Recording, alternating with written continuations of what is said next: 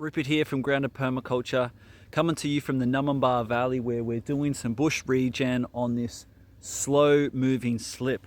Now this country around me, I'll just do a quick tour so you can see, for a long time has been forest. You can see the well-established forest in the background, and this country wants to be forest. It was cleared a long time ago, relatively long, relatively short you might say as well. And for quite a while cattle were grazing on here. And that was fine for a while, but then since we've had these big wets the last 4 years, there's a lot more water coming down the landscape, and this whole hillside's starting to move, and the cows are actually creating more damage, right? Their hooves are going into the soil and it's holding more water. So they've taken the cows off here for about a year or two. And what's happened is we've seen like Placenta 2 is what we call Placenta 2 really start to emerge here, and I just want to show you the difference between Placenta 1 and Placenta 2.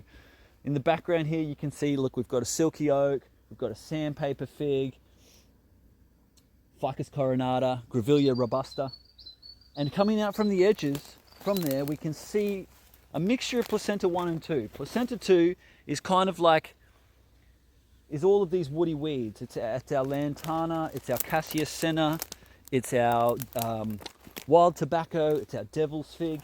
And here on the edge where it was grass, but now the cows haven't been here, the crofton weeds moved in, right? This is kind of our Placenta 1. Placenta 1 grows really fast in a year, usually might die off a bit every year.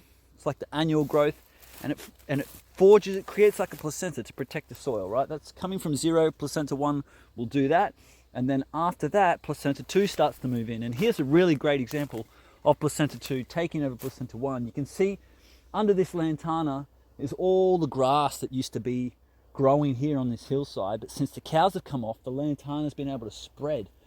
And so what we've been doing is working in on these edges. We're not going to get rid of all of this, just too much work, but we're carving in on the edges. And you can see in here, I don't even have to deal with any Placenta 1. I've got no grasses, I've got no grassy weeds, I've got no crofton weeds, because this lantana's been doing that protection for me, building that soil.